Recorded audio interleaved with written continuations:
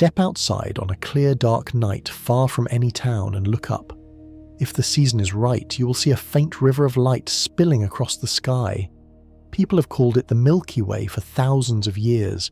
It looks like a smear of cloud, but it is something stranger. You're looking edge on at the galaxy you live inside, and that faint band is 100 billion suns seen all at once. Our own star sits in a part of it called the Orion Arm. For a long time we thought this was a small place, a minor bridge between grander things. Then we measured it more carefully, and the answer came back larger than anyone expected. Tonight we will walk slowly through what the Orion Arm really is, and how its true scale quietly rearranges our sense of home. Find a night with no moon and no town nearby, and let your eyes adjust for a while. Slowly the sky deepens and a pale band rises out of it. It runs from one horizon to the other, soft and uneven, brighter in some places and torn by dark lanes in others.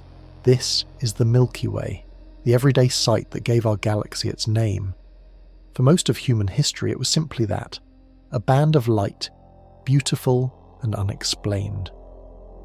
The truth took a long time to arrive. That band is not cloud and not mist. It is starlight, the combined glow of more stars than you could count in 1,000 lifetimes. When you look at it, you're looking lengthwise through a flat disk of suns, and you're standing inside that disk yourself. The reason it forms a band rather than filling the whole sky is that the galaxy is shaped roughly like a plate. Look along the plate and you see crowded light.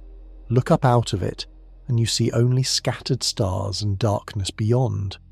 So the Milky Way overhead is a kind of self-portrait. We are seeing our own home from the inside, edge on, with no way to step back. And that is the quiet puzzle at the centre of this whole story. We want to know the true shape of the galaxy. We want to know where we sit in it and how big our own corner really is. But we are trapped in the picture we're trying to draw. Think about how strange that is. If you wanted to map a city, you could climb a hill or send up a drone and look down. The streets would lay themselves out beneath you. The galaxy gives us no such luxury. We cannot rise above it. We cannot travel to its edge and turn around. Every map we make of the Milky Way is made from one fixed seat, deep inside the disk, peering out through gas and dust in every direction at once. The numbers make the difficulty plain. The Milky Way holds something like 100 billion to 400 billion stars. It stretches roughly 100,000 light-years across, which means light itself, the fastest thing there is, needs 1,000 centuries to cross it. Our own sun is just one of those stars, an ordinary yellow point lost somewhere in the crowd.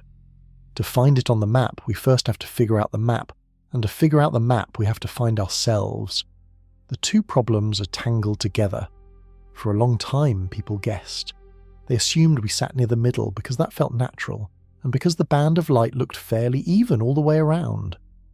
They sketched the galaxy with grand sweeping arms and placed our sun somewhere comfortable and central.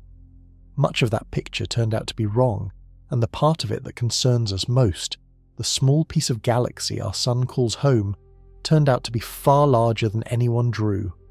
That small piece has a name. We call it the Orion Arm. Tonight we are going to walk through it slowly, from the first crude maps to the sharpest measurements ever made, and watch our sense of home quietly grow. But before we can measure the Orion Arm, we have to understand exactly why measuring it is so hard. We have to understand the trap we are in.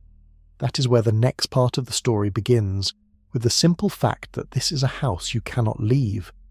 Imagine standing in the middle of a vast forest at dusk.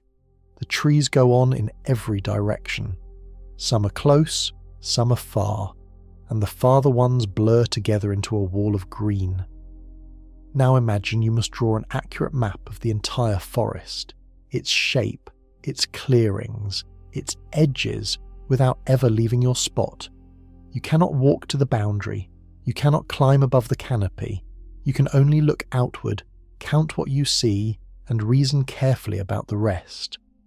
That is almost exactly our situation inside the Milky Way. The problem has two halves, and both are stubborn. The The first half is depth. When you look at the night sky, every star appears stuck to the same dome, as if pasted on a single surface. A bright star and a faint star sit side by side, and your eye cannot tell which one is near and which is far. The sky gives you direction freely, but it hides distance completely.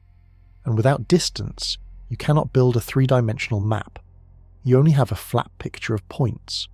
The second half of the problem is dust. The flat disk of the galaxy is not empty between the stars. It is filled with thin clouds of gas and fine grains of carbon and silicate, what astronomers simply call interstellar dust. Each grain is tiny, smaller than the particles in cigarette smoke, but there is so much space and so much dust spread through it that over thousands of light years the haze becomes a wall. It dims starlight. It reddens it, the way the setting sun turns red through thick air. And in the densest directions it blocks the view entirely. This is why the band of light has those dark rifts running through it. Those rifts are not gaps where stars are missing. They are curtains of dust hanging between us and the brilliance behind. The very centre of our galaxy lies right there, in the direction of the constellation Sagittarius, and yet in ordinary visible light we cannot see it at all. It is hidden behind layers of cloud thousands of light years deep. For most of history, the heart of our own galaxy was simply invisible to us. Put the two problems together, and the difficulty becomes clear. We are sitting inside a flat, dusty disk, looking outward through a haze that thickens with distance, trying to judge how far away things are when the sky refuses to tell us. It would be hard enough to map a forest from one spot in daylight. We are doing it in fog, and there is one more twist. We do not even sit still.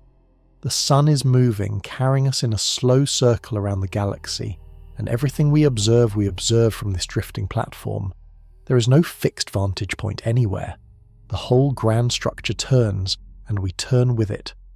For these reasons, the shape of the Milky Way was argued over for centuries, and many confident drawings later proved wrong. People are right to wonder how we know anything at all about a galaxy we can never step outside of.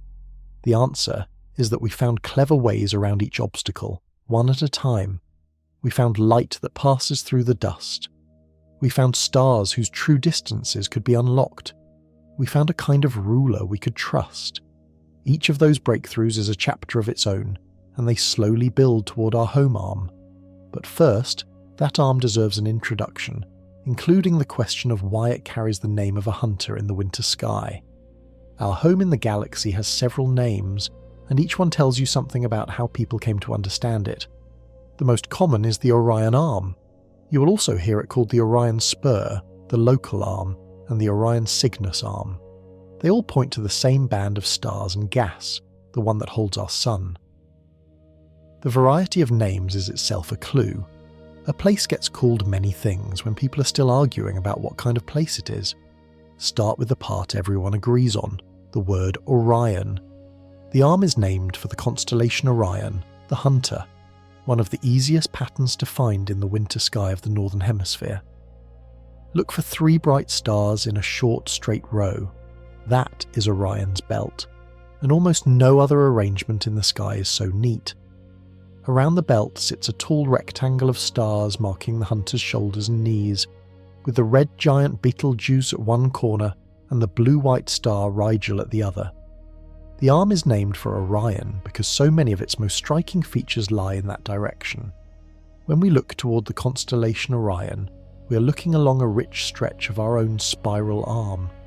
The famous Orion Nebula, a glowing cloud where new stars are being born, sits right there, hanging like a faint patch of light below the 3 belt stars.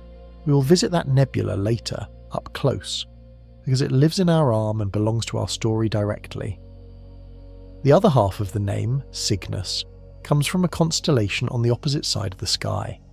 Cygnus is the swan, flying down the summer Milky Way, and it marks the direction along our arm in the other direction. So when astronomers say Orion Cygnus Arm, they are naming the 2 signposts at either end of the stretch we can see. One points one way down the arm, the other points the other way. The sun sits somewhere along the line between them. The name Local Arm is the plainest of all. It simply means the arm we happen to live in, the one local to us. And the name Orion Spur carries an old judgment we will return to often. A spur is a small branch, a minor offshoot. To call our home the Orion Spur is to say it is not a real arm at all, just a stubby bridge between the larger ones. That word, spur, sat on the maps for decades, and it shaped how everyone pictured our place in the galaxy. It is worth pausing on how ordinary all of this naming is. The constellations are not real groupings. Betelgeuse and Rigel, the two brightest stars in Orion, are nowhere near each other in space. They only look like neighbours because they happen to fall along the same line of sight from Earth. The pattern is a trick of perspective, a human invention drawn on the dome of the sky. Yet we use that invented pattern to name a genuine structure thousands of light years across, because the structure shows itself most clearly in that part of the sky. So the arm we live in is named, fittingly, for the way it looks from inside by people who could not yet see it from outside. To understand how small they once believed it to be, we have to go back to the picture that held for most of the last century, the picture of a minor spur, a little bridge of stars between two grand companions. For most of the 20th century, the textbook picture of the Orion Arm was modest, almost apologetic. It was drawn as a short, faint segment, tucked between two of the galaxy's grand spiral arms. On the maps, it looked like a small bridge, a low stone wall connecting two great highways. It barely reached across the gap. Compared with its neighbours, it seemed like an afterthought, a leftover piece of structure rather than a feature in its own right. This is where the name Orion Spur comes from, and the word was chosen carefully. In the study of spiral galaxies, the great curving arms are the main features, the long sweeping bands of bright stars and glowing gas. Between them, astronomers sometimes see smaller, fainter bridges of material, short segments that link one arm to the next or branch off at an angle. These minor features are called spurs. They are real, but they are secondary. They are the side streets, not the avenues. For decades, that is what our home was thought to be. The sun and everything we know sat not on one of the galaxy's grand arms, but on a little spur between them. It was a humbling place to live. If the Milky Way were a great wheel of light, we were not on one of its bold spokes. We were on a thin connecting strand, the kind of thing that barely shows up unless you look closely. The measurements behind this picture were rough, and the people making them knew it. Early maps of the spiral arms were built from the positions of bright young stars and glowing gas clouds within a few thousand light-years of the sun. These are the easiest things to see because they are luminous and they trace where the arms are. But beyond a certain distance, the dust closed in, the measurements grew uncertain, and the arms faded into guesswork. The Orion Arm, being close, was mapped in its nearby parts and simply assumed to be short. No one had measured its full length. They had measured the piece near us and drawn the rest small. There was a kind of logic to it. The two arms on either side, the Sagittarius arm closer to the galactic centre and the Perseus arm farther out, were traced as long, continuous, sweeping features. They looked like proper arms. Our segment, by contrast, seemed to start and stop within a few thousand light-years, never reaching the grand scale of its neighbours. So it was filed away as something lesser, a spur, a bridge, a minor thing. And the picture stuck, because it is hard to remeasure a galaxy. The tools to do it well did not yet exist. To know the true length of the Orion Arm, you would need to measure the distances to faraway markers within it, accurately, across thousands of light-years, straight through the dust. For most of the century, that was simply impossible. So the modest little spur stayed on the maps, in the textbooks, in the diagrams, unchallenged, for one simple reason. No one could see far enough along it to know any better. This is the picture we have to hold in mind as we go forward, because the whole arc of this story is the slow undoing of it. The arm we live in was thought to be small. It was named for being small, and then, decade by decade and instrument by instrument, the measurements crept outward, until the little spur turned out to be something else entirely. But before we follow that revision, we should meet the two grand neighbours that framed our home, the arms that made ours look small by comparison. To understand the place we live, it helps to meet the neighbours. Our Orion Arm does not float alone. It sits between two of the Milky Way's major spiral arms, like a narrow street running between two broad avenues. Knowing those two avenues, their names and their positions, fixes our home in the larger map. On one side, toward the centre of the galaxy, lies the Sagittarius Arm. Sometimes it is called the Sagittarius-Carina Arm, after the two constellations that mark our view of it. It is a long, bright, sweeping band of stars and glowing gas, one of the galaxy's prominent features. When you look toward the constellation Sagittarius, low in the summer sky for northern viewers, you're looking inward, past our own arm and toward this grander one, and beyond it toward the crowded heart of the galaxy itself. On the other side, away from the centre, lies the Perseus Arm. It is also a major arm, long and luminous, and it runs through the part of the sky marked by the constellation Perseus. When you look toward Perseus, you are looking outward, away from the galactic centre, across our own arm and toward this distant neighbour. The Perseus Arm is one of the two great arms thought to anchor the whole spiral structure of the Milky Way.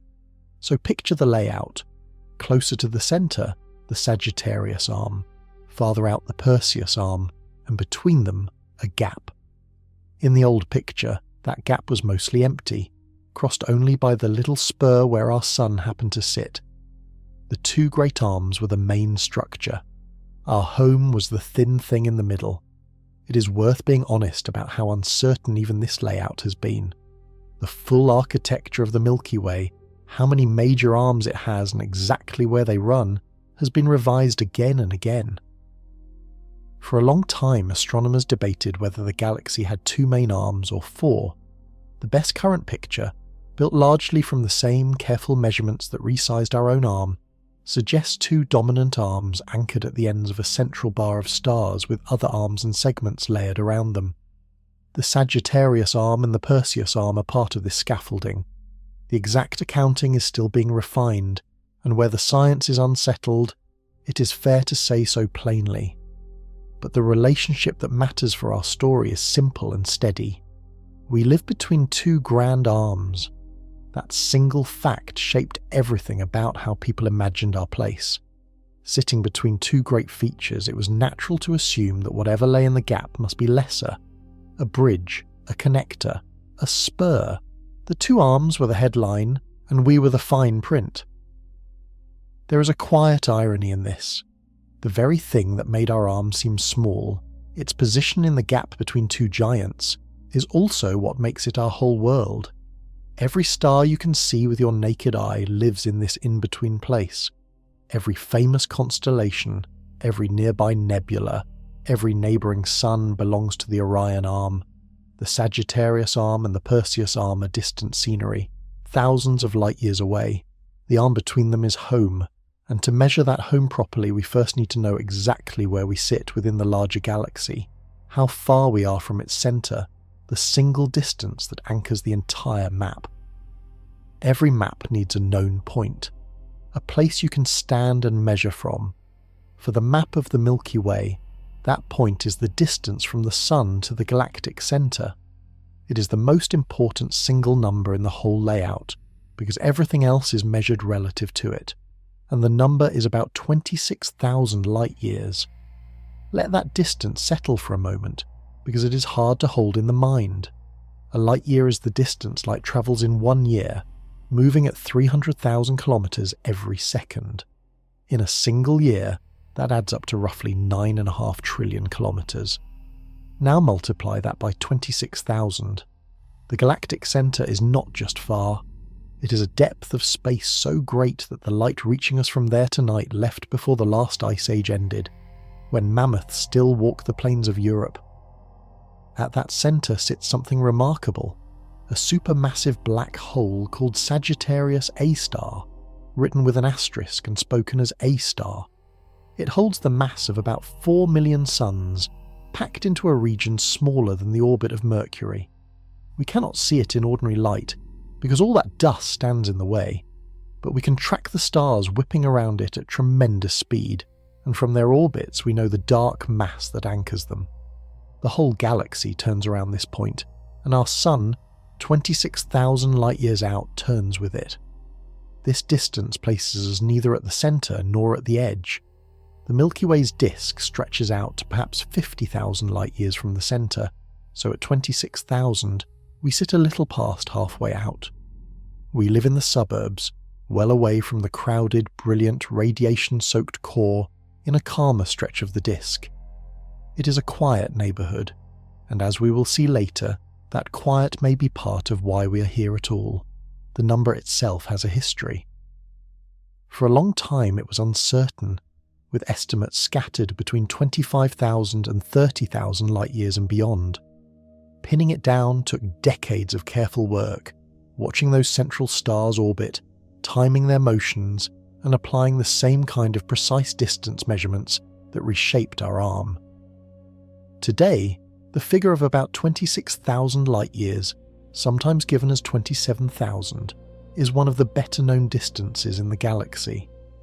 The remaining uncertainty is small, a matter of a few percent, where once it was a wild guess.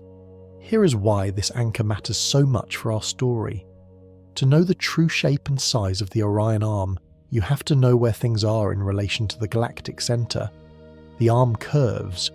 It follows the great spiral pattern that wraps around the centre. To trace that curve, you need a fixed origin, and the galactic centre is it. Every marker we will measure later, every glowing star-forming region whose distance we pin down, gets placed on the map relative to this 1.26,000 light-years away. So we have our anchor. We sit roughly halfway out in a galaxy 100,000 light-years wide, on a quiet arm between two grand ones, circling a black hole of 4 million solar masses. That is the frame. Now the harder work begins, the work of actually measuring, of turning faint points of light into real distances and real shapes.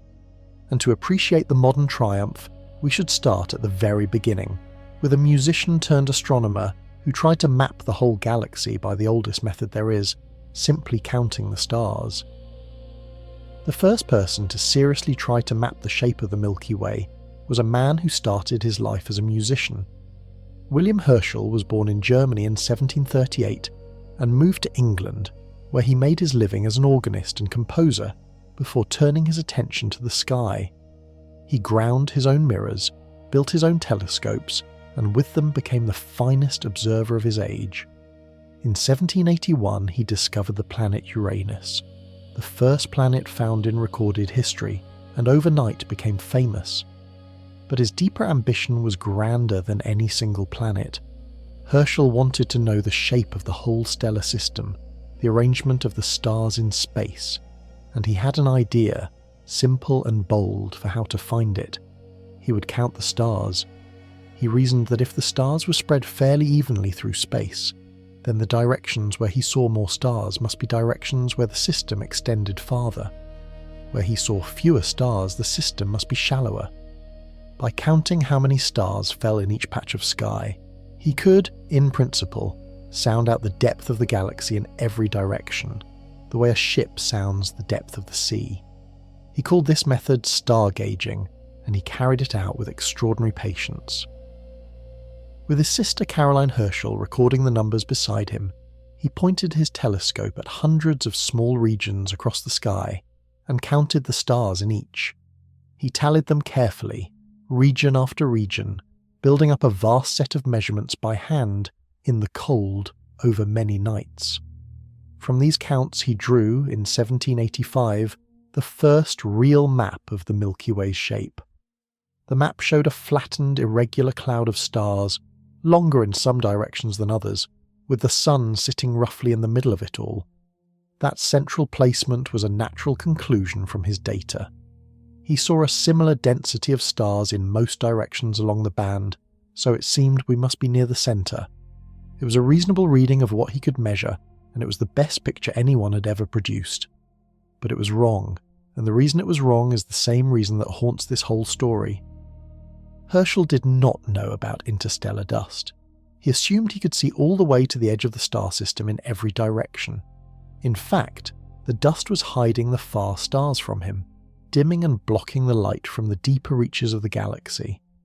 The reason the star counts looked roughly even all around was not that we sat at the centre. It was that the haze cut off his view at about the same distance in every direction. He was not measuring the edge of the galaxy. He was measuring how far he could see through the fog, which happened to be similar everywhere. It is no fault of his. He could not have known about a substance no one would confirm for more than a century. He pushed a clever method as far as it could go, and he got the broad fact right, that the galaxy is a flattened disk of stars, even if he got our place in it wrong. That is how science often moves, in honest steps that each see a little farther than the last. Herschel had shown the galaxy was flat. The next great correction would push the sun out of the centre entirely, and it would come not from counting faint stars, but from a special kind of bright ancient cluster scattered around the galaxy like beacons. For more than a century after Herschel, the comfortable belief held that the sun sat near the centre of the galaxy.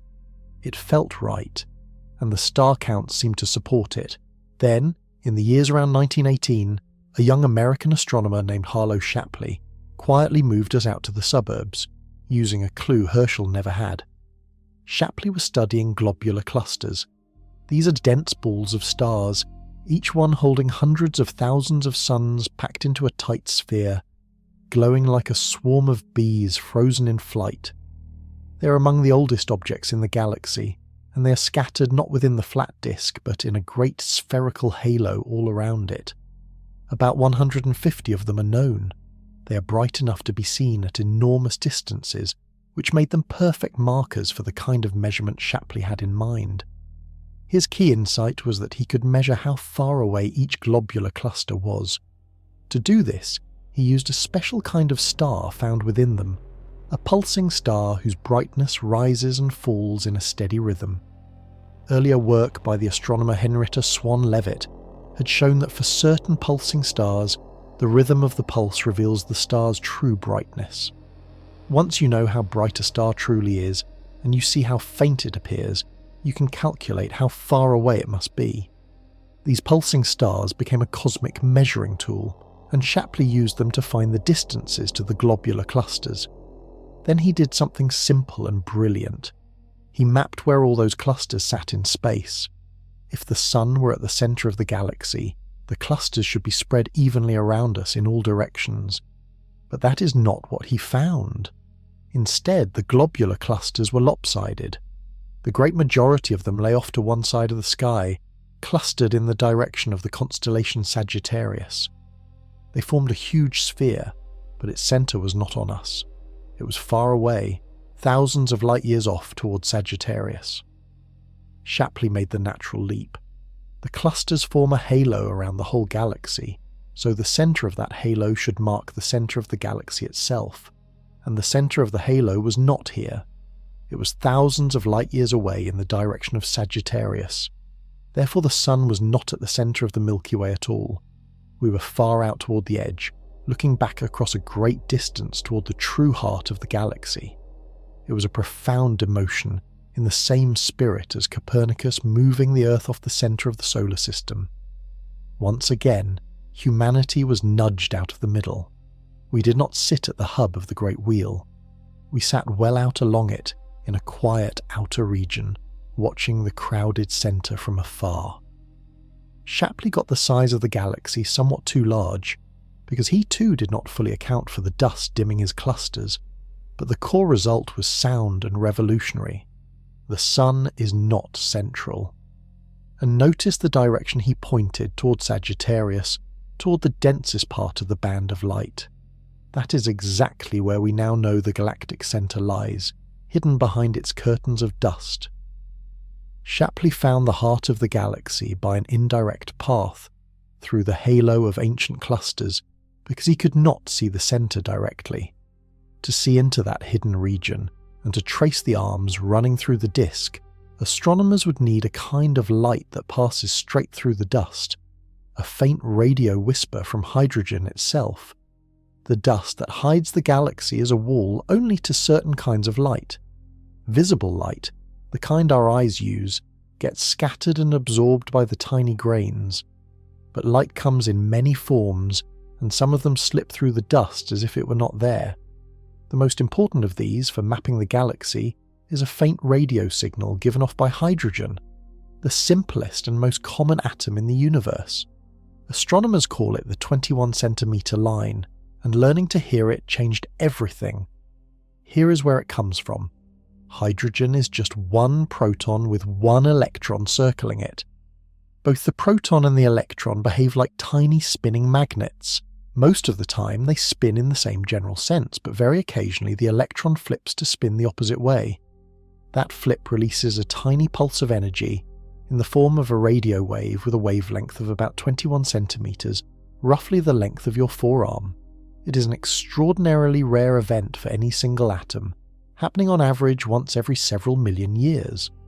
But space holds so much hydrogen that across the galaxy, countless atoms are flipping at every instant, and together they fill the sky with a steady radio hum. This hum was predicted before it was heard. During the Second World War, a Dutch student named Hendrik van der Hulst, working under difficult conditions in occupied Holland, calculated that hydrogen should produce exactly this signal. In 1951, observers finally detected it. First a team at Harvard University led by Harold Ewan and Edward Purcell, and soon after groups in the Netherlands and Australia. A new window onto the galaxy had opened, one that looked straight through the dust. The power of the 21 centimeter line is twofold. First, it reveals where the cold hydrogen gas is, and that gas traces the structure of the galaxy, including its spiral arms. The arms are regions where the gas piles up, so they shine brightly in this radio glow. Second, and just as important, the signal carries information about motion. As a cloud of hydrogen moves toward us or away from us, its radio wavelength shifts slightly, stretched or squeezed, the same effect that changes the pitch of a passing siren. By measuring that shift, astronomers can tell how fast each cloud is moving. And here clever reasoning enters. The whole galaxy rotates in a known general way, with inner regions and outer regions moving at different speeds. If you know how the galaxy turns, then a cloud's measured motion can be translated roughly into a distance. A cloud moving at a certain speed in a certain direction must lie at a certain place, along the line of sight. Using this idea, astronomers in the 1950s built the first maps of the Milky Way's spiral arms, traced not by starlight but by the radio whisper of hydrogen reaching through the dust. These radio maps were a triumph, and they showed the arms curving through the disk for the first time. But the method had a weakness buried inside it. The distances were not measured directly. They were inferred from motion, and that inference relied on assuming a smooth, simple rotation for the whole galaxy. Where the gas moved in unexpected ways, the distances came out wrong. The maps were real but blurry, sketches drawn in soft pencil.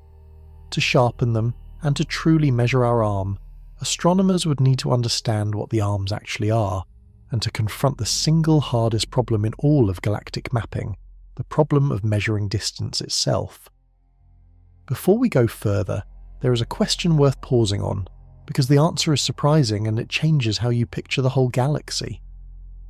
The spiral arms of the Milky Way are bright. They stand out as glowing bands in photographs of other spiral galaxies, lit by brilliant young stars and pink clouds of gas. It is natural to imagine the arms as solid structures, like the spokes of a wheel, made of a fixed set of stars that travel together. But that is not what they are.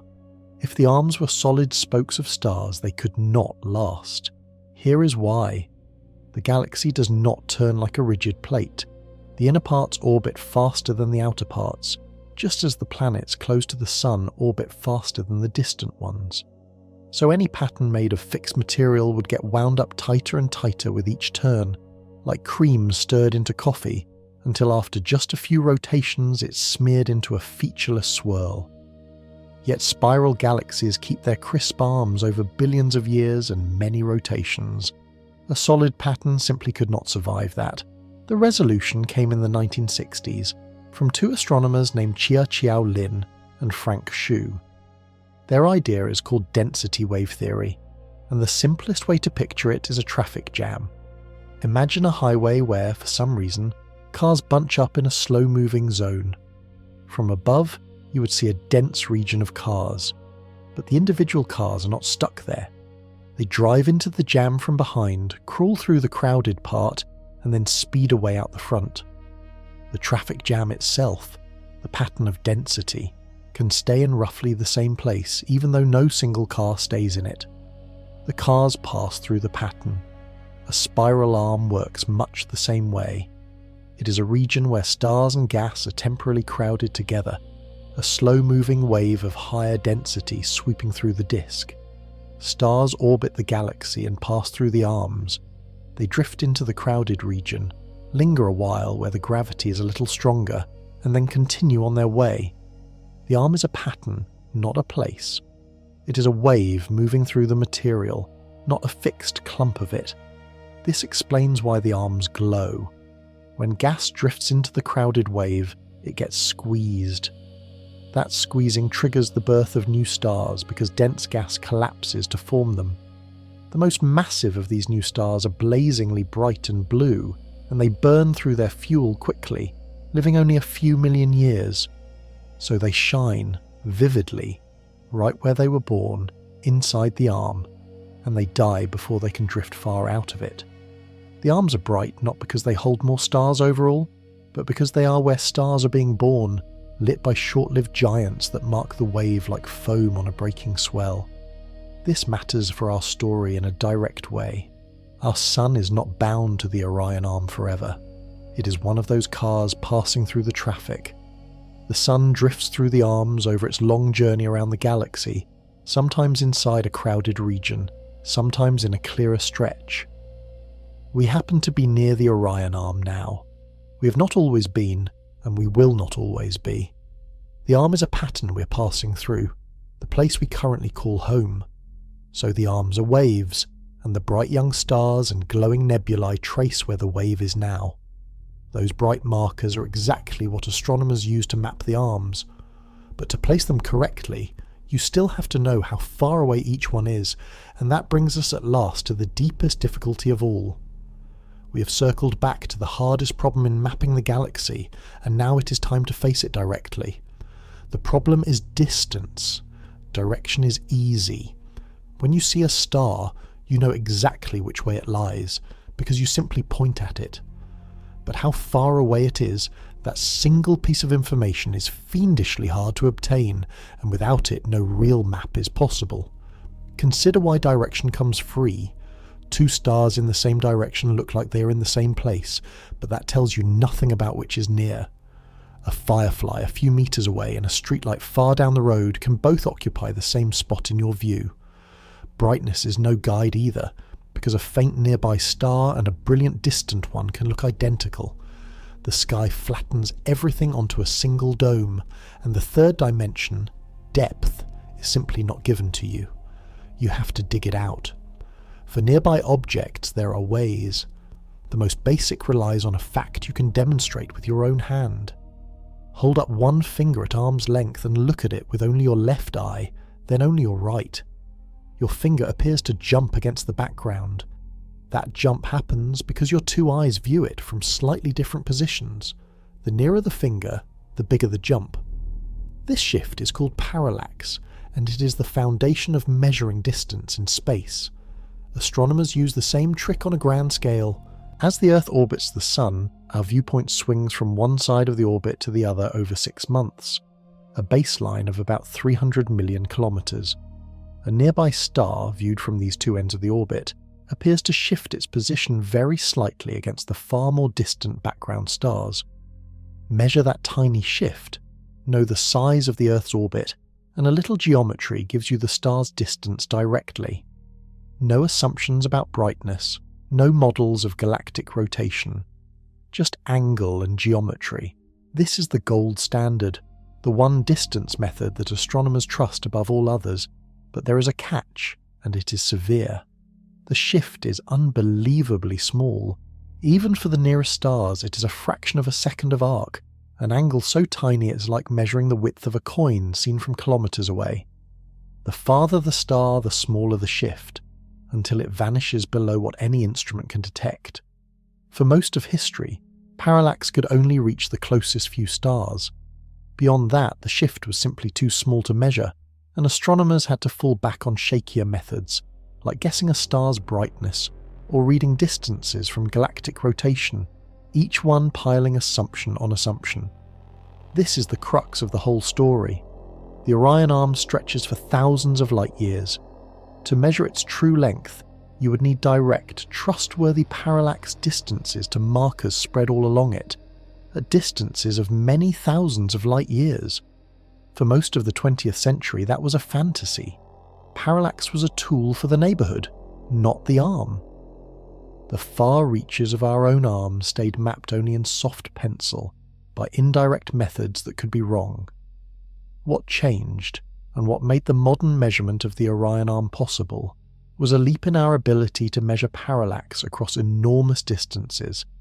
It required two things coming together: a kind of object bright and sharp enough to measure, and a telescope precise enough to catch its tiny shift.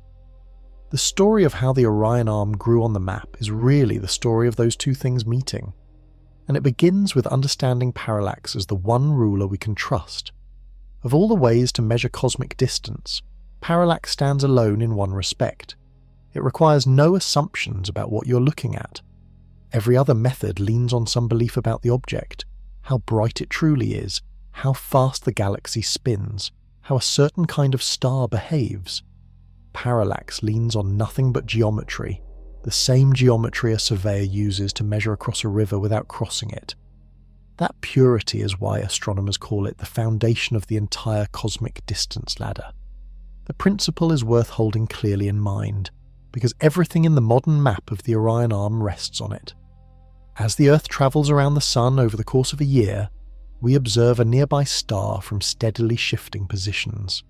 6 months apart, we sit on opposite sides of the Earth's orbit, about 300 million kilometers apart. From these two viewpoints, the nearby star appears to shift its position slightly, back and forth, against the distant background. The size of that shift depends only on the distance to the star and the size of the Earth's orbit, which we know precisely. So the shift gives the distance, cleanly and directly. The angles involved are almost impossibly small, and astronomers measure them in tiny units called arcseconds. 1 arcsecond is 1/3600th of a degree, and the full moon spans about 1800 arcseconds. The nearest star beyond the Sun, Proxima Centauri, shifts by less than 1 arcsecond. Stars farther away shift by mere thousandths of an arcsecond. Catching such a motion is like watching a hair held up at the distance of a football field and measuring how far it seems to move. It demands instruments of breathtaking precision. The unit astronomers built around this is the parsec, a word stitched together from parallax and arcsecond. A parsec is the distance at which a star would show a parallax shift of exactly 1 arcsecond, and it works out to about 3¼ light years. Most stars lie many parsecs away, with shifts far smaller than 1 arcsecond, which is precisely why measuring them is so hard. The nearest stars are a few parsecs off. The Orion Arm stretches across thousands of parsecs. To measure markers across the arm, you need to detect parallax shifts of a few millionths of a degree, an accuracy that for most of history was simply out of reach. There are two ways to chase that accuracy. One is to get above the Earth's blurring atmosphere, into space, with a dedicated telescope built to measure star positions. That path gave us the European satellites Hipparcos and later Gaia, the latter measuring the positions of nearly 2 billion stars with astonishing precision, transforming our map of the solar neighbourhood. Gaia is one of the great achievements of modern astronomy, and it sharpened the local picture enormously. But there is a second path, and it is the one that measured the deep structure of our arm through the dust. It uses radio waves instead of visible light, and it links telescopes spread across thousands of kilometers to achieve a precision that even a space telescope struggles to match at radio wavelengths. This radio path can see straight through the dust to the distant star-forming regions that trace the arm and measure their parallax with extraordinary sharpness. To do it, astronomers needed bright, compact radio beacons scattered through the arm, points sharp enough to pin down against the sky. Nature, as it happens, provides exactly such beacons in the form of a strange cosmic light called a maser. To measure the distance to something far across the galaxy, you need a marker that is two things at once. It must be bright, so you can detect it through thousands of light-years of dust, and it must be sharp, a compact point rather than a fuzzy blur, so you can pin its position against the sky with extreme precision. Bright stars are not sharp enough at the needed distances. Glowing nebulae are bright but spread out and fuzzy. What astronomers needed was a kind of natural beacon, small and intense. They found it in masers. A maser is, in a sense, a naturally occurring laser, but one that shines in radio waves instead of visible light. The word is an acronym standing for microwave amplification by stimulated emission of radiation. The idea is the same as a laser, except the light it produces is radio light, the long wavelength glow that passes easily through dust. In a maser, molecules in a cloud of gas get pumped up with energy and then release it all in step, in a single pure tone, amplified to enormous brightness. The result is a tiny spot in the sky blazing with radio light at one precise wavelength. In space, masses form naturally in the turbulent clouds where stars are being born. As a massive young star ignites inside its birth cloud, it floods the surrounding gas with energy, and certain molecules respond by lacing. The most useful of these for galactic mapping are masers from water and from a molecule called methanol, a form of alcohol. These light up in compact knots around newborn stars, exactly in the dense gas-rich regions that mark the spiral arms. So the masses are not only sharp and bright, they are found precisely where you most want to measure, deep inside the star-forming hearts of the arms. The sharpness is the crucial gift. A maser spot can be extraordinarily small as seen from Earth, far smaller than any star's disk, a near-perfect point of radio light. That compactness lets astronomers measure its position with astonishing accuracy, and to track how that position shifts over a year as the Earth swings around the Sun. In other words, masers let you measure Parallax, the trusted ruler, out to distances of many thousands of light-years, straight through the dust that blinds ordinary telescopes.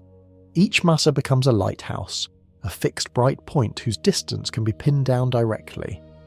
And because masers sit inside the star-forming regions that trace the spiral arms, measuring their distances means measuring the arms themselves. Find the distance to a mala, and you have found the distance to a piece of an arm. Measure enough masers, scattered through the galaxy, and you can trace the true paths of the spiral arms in 3 dimensions, with real, geometric distances rather than soft inferences. This was the key that unlocked the modern map. Not brighter stars, not better models of rotation, but these strange compact radio beacons, each one marking a place where new suns are forming. There was still one enormous technical hurdle. To measure the position of a maser sharply enough to catch its tiny annual shift, an ordinary radio telescope is not nearly precise enough. A single dish, however large, blurs the maser into a smudge far too coarse for the job.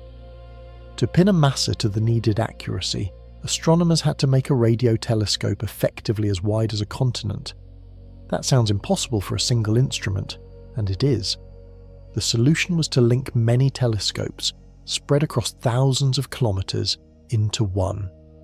That instrument has a name, and it is the engine behind the new map of our arm. The sharpness of a telescope depends on its size. A larger telescope can resolve finer detail, separating things that a smaller one blurs together. For radio waves, which are far longer than visible light, this is a serious problem because radio wavelengths are so long that even a huge dish produces only a fuzzy image. To measure the position of a maser sharply enough to catch its tiny parallax shift, you would need a radio telescope thousands of kilometers across. No such dish can be built. But there is a way to fake one, and it is one of the most elegant ideas in all of astronomy. The trick is called interferometry.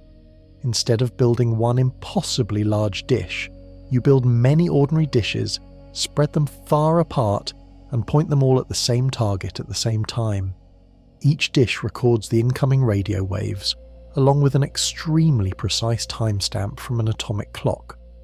Later, the signals from all the dishes are combined, and the timing differences between them are analysed. When you do this carefully, the array of separate dishes behaves, for the purpose of sharpness, like a single telescope as wide as the distance between the most widely separated dishes. The farther apart your dishes, the sharper your effective vision. The instrument that made the new map of the Orion Arm is called the Very Long Baseline Array, often shortened to the VLBA. It is a system of 10 identical radio dishes, each 25 meters across, spread across the United States and its territories. The dishes stretch from Mauna Kea in Hawaii in the west to St. Croix in the Virgin Islands in the east, with others scattered across the mainland, from Washington state to New Hampshire, from California to Florida. Together they span more than 8,000 kilometers, nearly the full width of the continent and beyond. Because the dishes are so far apart, the VLBA achieves astonishing sharpness. It can resolve detail finer than any optical telescope on Earth, sharp enough to read a newspaper held in New York while standing in Los Angeles, if such a thing carried radio light. This is exactly the precision needed to pin a massa's position against the background sky, and to watch that position shift by the merest sliver as the Earth moves around the Sun over a year. Operating such an instrument is a feat in itself. The 10 dishes must point at the same maser simultaneously. Each recording floods of data tagged by atomic clocks accurate to billionths of a second. The recordings are then brought together and combined by a powerful processor, which reconstructs the sharp image and the precise position. To measure a single reliable distance, astronomers track a massa repeatedly over a year or more, catching its parallax wobble against far more distant background sources. The work is painstaking, and each measurement is hard-won. But the payoff is extraordinary. With the VLBA, astronomers could finally measure direct geometric, trustworthy distances to star-forming regions thousands of light-years away, scattered through the spiral arms of the galaxy. The dust that had blinded every optical map for centuries was simply not a barrier to these radio beacons. For the first time, the true three-dimensional skeleton of the nearby galaxy could be measured, point by point, with the one ruler astronomers fully trust. A single distance, though, is just one dot. To trace a whole arm, you need many such measurements, gathered patiently over years, into one great survey. That survey existed, and it is the project that quietly rewrote the size of our home. A single master distance is a beautiful thing, but it is only one point. To redraw the map of the galaxy, you need hundreds of them, measured the same careful way, scattered across the spiral arms, gathered patiently over many years. That long methodical effort had a name. It was called the BeSSeL Survey, and it is the quiet engine behind nearly everything we now know about the true shape of our corner of the Milky Way. The name is a tribute as much as a label. It stands for the Bar and Spiral Structure Legacy Survey, but the word was chosen to honour Friedrich Bessel, the German astronomer who, in 1838, became the first person ever to measure the distance to a star by parallax. Bessel measured the tiny annual shift of a faint star called 61 Cygni, and calculated its distance, proving for the first time that the stars were suns at vast, measurable distances.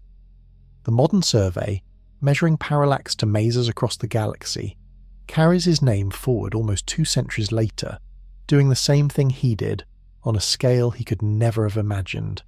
The BeSSeL survey set out to use the Very Long Baseline Array to measure the parallax distances to hundreds of masses in star-forming regions throughout the Milky Way. It was an international effort, with astronomers from the United States, Germany, China, and elsewhere working together over more than a decade. Region by region, they tracked masses across the sky, catching each one's annual wobble, converting each wobble into a hard geometric distance. Slowly, a catalogue of trustworthy distances grew, each entry a fixed point in the three-dimensional skeleton of the galaxy. What made this work so powerful is that every distance was measured the same trustworthy way, by parallax, the method that needs no assumptions. The old maps of the arms had been stitched together from indirect estimates, each carrying its own uncertainties. The BeSSeL distances were clean. When astronomers plotted them in 3 dimensions, they were not looking at a model or an inference. They were looking at the real positions of real star-forming regions measured directly for the first time at this scale. As the points accumulated, the spiral arms began to emerge from the data on their own, traced by the masses strung along them like lights along a coastline at night. The Perseus arm took shape. The Sagittarius arm took shape. The distances to the galactic centre sharpened, and even the rotation of the whole galaxy could be measured more precisely than ever before, because each master's motion across the sky and along the line of sight was now pinned down. The survey was rewriting the fundamental numbers of the Milky Way. And then there was our own arm. The mesas lying within the Orion Arm near the Sun were among the easiest to measure, being close and among the most carefully studied.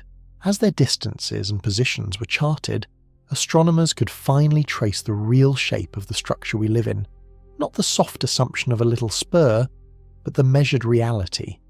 They could see how far the mesas in our arm extended, in which directions and along what curve. They could measure at last the true length of the Orion Arm. The result, when it came, was a genuine surprise. It overturned the modest little spur of the old textbooks and replaced it with something far grander. The work was led in large part by a Chinese astronomer named Xu Ye, and the paper that announced it, published in the year 2016, quietly changed our sense of home. That is the moment the map of the Orion Arm broke open. In the year 2016, a team of astronomers led by Xu Ye, working with colleagues across China, Germany and the United States, published a study that quietly resized our home in the galaxy. They had used the BeSSeL Survey measurements, the hard-won parallax distances to masses gathered by the Very Long Baseline Array, and focused them on the structure the Sun lives in, the Orion Arm. What they found did not match the textbooks. For decades, recall, the Orion Arm had been drawn as a minor spur, a short bridge of stars, perhaps a few thousand light-years long, tucked humbly between the Grand Sagittarius and Perseus arms. That was the modest picture everyone carried. But when Xu Ye and the team plotted the real, measured positions of the star-forming regions in our arm, the spur refused to stay small. The masses traced a structure that ran on, far past where the little bridge was supposed to end. The strength of their result lay entirely in the method. These were not inferred distances, not estimates pulled from models of galactic rotation, or guesses about stellar brightness. They were direct parallax measurements, the gold standard, each one a clean geometric distance to a bright radio beacon embedded in the arm. When you trust the ruler, you trust the result, and the ruler said the Orion Arm was long. The team measured the positions and distances of the mesas strung along it, and found that they outlined a feature stretching far beyond the old boundaries. There was more. The team also measured how the gas in these regions was moving, and found that the motions within our arm looked surprisingly orderly, similar to the motion seen in the galaxy's major arms. The Orion Arm was not behaving like a ragged little offshoot. It was behaving in its measured length and in the motion of its gas much more like a proper arm of the galaxy. The thing we had filed under minor feature was carrying itself like one of the main ones. This is a moment worth sitting with, because of what it represents. For the better part of a century, our picture of our own neighbourhood had been built on incomplete measurements and reasonable assumptions, and those assumptions had made our home seem small. Then a new tool, the continent-wide radio array, and a patient survey, and a careful team replaced the assumptions with measurements. And the measurements said we had underestimated where we live. The little spur was an artifact of not being able to see far enough. Once we could see, it grew. It is also a quietly human moment. Xu Ye and the team were not chasing headlines. They were doing the slow, exact work of measuring distances, one mesa at a time, the way BeSSeL measured one star in 1838. And out of that patient accumulation came a genuine surprise, the kind science offers when honest measurement contradicts a comfortable belief. The honest answer was that our arm was bigger than we thought. The team was careful, as good scientists are, about what they could and could not claim. The full shape of the galaxy is still being worked out, and our arm's exact extent and how it connects to the larger structure remain under study. But the central finding was clear and well measured. The Orion Arm is far longer than the old picture allowed. Exactly how much longer, and what that length means for how we should think of our home, is the heart of the next chapter, where the new number finally comes into view. So how long is the Orion Arm, really? The old picture allowed it perhaps a few thousand light years, a stubby bridge between giants. When Shuye and the team traced the measured masas along it, the structure stretched on for at least 20,000 light years. That is the number that broke the old map. Not a few thousand, 20,000 light years, and quite possibly more, because the arm appeared to continue beyond the regions they could measure. Hold that figure against the galaxy as a whole. The Milky Way is about 100,000 light years across. An arm 20,000 light years long is a substantial fraction of that span, a feature that runs across a fifth of the entire galaxy. This is not the scale of a minor spur. It is approaching the scale of the major arms themselves. The Sagittarius Arm and the Perseus Arm, the two grand neighbours that were supposed to dwarf our home, were no longer in a different class. Our arm had grown into their company. To feel the size, try to walk the number down to something human, knowing it can never truly fit. Light crosses the gap between the Earth and the Sun in about 8 minutes. It crosses from the Sun to the nearest neighbouring star in just over 4 years. To travel the full length of the Orion Arm, that same light, the fastest thing that exists, needs 20,000 years. 20,000 years ago, the last ice age still gripped the Earth, and humans were painting animals on cave walls by firelight. A beam of light setting out then, travelling without rest at 300,000 kilometres every second, would only now be finishing its trip across the arm we live in. The discovery did not only stretch the arm's length, it also revealed that the arm carries a long branch, a great spur of its own reaching off toward the neighbouring Sagittarius Arm, which we will explore shortly. And the measured motions of the gas, as we saw, matched the orderly behaviour of a major arm rather than a ragged minor one. Length, structure and motion all pointed the same way. The thing was bigger and grander than its old name suggested. It is worth being honest about the uncertainty here, because honesty is part of the wonder. Measuring a structure you sit inside is never perfectly clean. The exact length depends on where you decide the arm begins and ends, on which mesas belong to it, and which belong to neighbouring features, and on the still incomplete map of the galaxy beyond. Different studies give somewhat different figures, and the picture continues to be refined. But the central result has held. Our arm is far longer than the textbook said, long enough to stand alongside the major arms rather than beneath them. There is something fitting in how this knowledge arrived. We did not learn it by leaving the galaxy and looking back. We learned it from inside by patiently measuring the distances to glowing beacons strung along our own arm, with a telescope as wide as a continent, over more than a decade of careful work. We mapped our home the only way we can from within, and the home turned out larger than we had drawn it. The little spur was a failure of vision, not a fact of nature. That is the turning point of this whole story, the moment the Orion Arm earned a second look. What it means exactly to call this structure an arm rather than a spur, and how a long branch reaches off it toward our inner neighbour, is where the second half of our journey begins. When Shuye and the team plotted the masses in our arm, they found something the old maps had no room for. The Orion Arm did not run as a single clean line. Reaching off the main body of it was a long branch, a slender finger of star-forming regions angling away toward the inside of the galaxy, toward the great Sagittarius Arm closer to the centre. This branch is sometimes called a spur in its own right, a smaller offshoot from the arm we live in, and it stretches a long way. Picture the layout to hold it steady in your mind. There is the main length of the Orion Arm, running the way the arms run, curving gently around the galaxy. And then, peeling off from it at an angle, there is this branch, leaning inward across the gap that separates us from the Sagittarius arm. It is as if our arm threw out a long bridge of its own toward its inner neighbour, narrowing the empty space between them. The branch is not small. It reaches across thousands of light years, a substantial structure carrying its own string of star-forming regions, its own glowing knots where new suns are taking shape. On the new map, it is one of the most striking features near the Sun, a clear, measured limb of material that simply was not visible before the parallax distances pinned it down.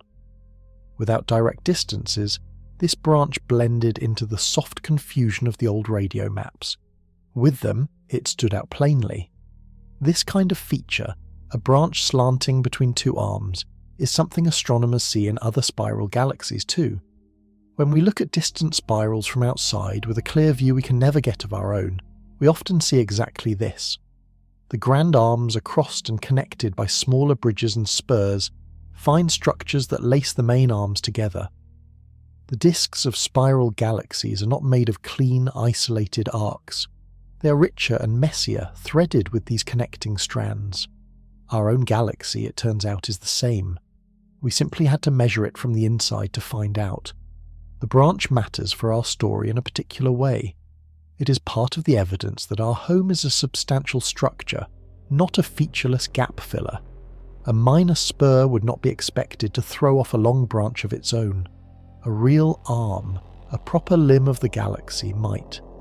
The presence of this reaching finger of stars adds to the sense that the Orion Arm has been undersold, that it is doing more and spanning more than its modest name allowed. It also rearranges the empty middle ground. In the old picture, the gap between the Orion Arm and the Sagittarius Arm was mostly void, a clean dark space between our little bridge and the grand arm inside us. The branch fills part of that gap. It means the region between the arms is not empty at all, but crossed by this long limb of gas and young stars, a connecting structure linking our neighbourhood toward the inner galaxy. So our arm is longer than we thought, and it is also more complex than we thought, with a branch of its own reaching inward. The shape that the messers traced was not a simple line, but a structure with limbs, the kind of thing you would call an arm without hesitation if you saw it in another galaxy. And that raises a natural question about the very curve of the thing, the angle at which it sweeps around the galaxy, which is where we turn next. Spiral arms are not straight. They curve, sweeping around the centre of the galaxy in long, graceful arcs. Astronomers measure how tightly or loosely an arm winds with a single number called the pitch angle. It is a simple idea. Imagine a circle drawn around the galactic centre. An arm that ran exactly along that circle, never moving inward or outward, would have a pitch angle of 0. An arm that spiralled outward steeply, cutting across the circles at a sharp slant, would have a large pitch angle. The pitch angle tells you how open or how tightly wound the spiral is. This number carries real meaning. Tightly wound galaxies, with small pitch angles, look like smooth coiled springs. More open spirals, with larger pitch angles, look like loosely curled ribbons flung out from the centre. The pitch angle of an arm reflects something about how the spiral pattern formed and how it moves through the disk. So when astronomers measured the pitch angle of the Orion Arm from the new mass distances, they were not just noting a detail, they were asking what kind of structure our arm really is. When Shuye and the team fitted a curve to the mesas along the Orion Arm, they found a pitch angle of roughly 9 to 10 degrees. That is a modest, gentle winding, in the same general range as the pitch angles measured for the galaxy's major arms. Our arm curves around the centre much the way the grand arms do. In its very geometry, the way it sweeps through the disk, it resembles a major arm rather than a stubby, oddly angled spur. This was another quiet piece of evidence in the same direction. A minor spur, a short connecting bridge between two arms, would often sit at an odd angle, cutting across the spiral pattern rather than flowing with it. The Orion Arm does not do that. It follows the smooth, expected spiral curve, winding around the galaxy at an angle that fits right in with its grand neighbours. Length, branch, motion, and now curvature all told the same story. This structure behaves like an arm in every way astronomers know how to measure. There is a subtlety worth keeping honest. Fitting a single pitch angle to an arm assumes the arm follows a clean spiral shape, and real arms wander a little, with kinks and bends along their length. The Orion Arm is no exception, and its measured curve is an approximation of a structure that has its own irregularities. But the broad result is robust. The arm wins gently, like a major arm, not sharply, like a misfit spur. It helps to step back and see what has accumulated. We began with a structure everyone agreed was minor, a little bridge with a humble name. Then careful measurement gave it a length of some 20,000 light-years, a branch reaching toward the inner galaxy, gas moving in the orderly way of a real arm, and now a pitch angle matching the major arms. Each measurement was made the same trustworthy way, from parallax distances to bright radio beacons. Each pointed the same direction. The weight of evidence had shifted slowly and completely from one picture to another. When that much evidence lines up, the honest thing is to change the name to fit the facts. The old word spur had become a poor description of the thing it was attached to, so astronomers did what science asks and let the measurements decide what to call our home. That reframing, simple but profound, is where we turn next. Names matter in science because they carry pictures, and pictures shape how we think. For most of a century, the name attached to our home was Orion Spur, and that single word spur told everyone what to imagine. A spur is minor, a spur is small, a spur is a leftover bridge between the things that really matter.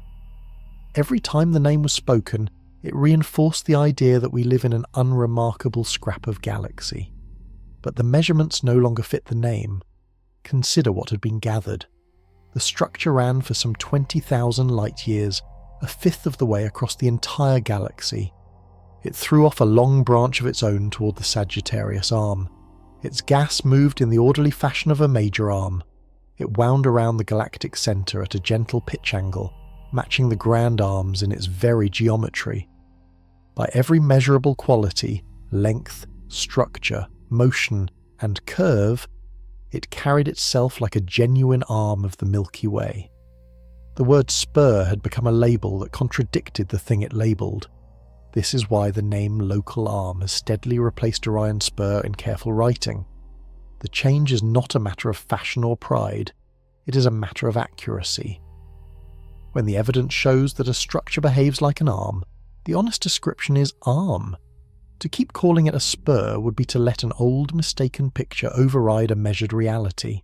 Science, at its best, lets the measurements win, even when they overturn a comfortable and long-settled belief.